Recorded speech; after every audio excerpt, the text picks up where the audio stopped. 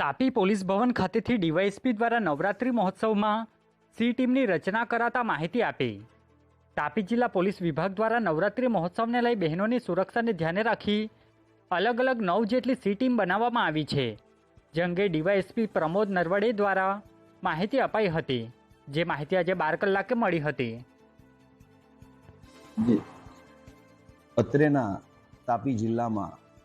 C ટીમની કુલ 9 ટીમો કાર્યરત કરવામાં આવેલ છે અને નવરાત્રિના ગરબા આયોજન દરમિયાન આ 9 ટીમો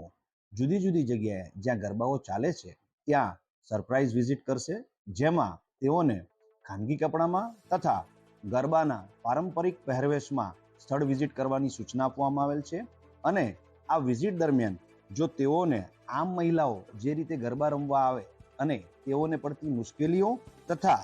તેઓ સાથે કોઈ છેડતીના બનાવો બને છે કે કેમ તે સંદર્ભે વોચ રાખી તે અનુસંધાને જરૂરી તકેદારી રાખવામાં અને એ અનુસંધાને જરૂરી કાર્યવાહી કરવાની સૂચના આપવામાં આવેલ છે।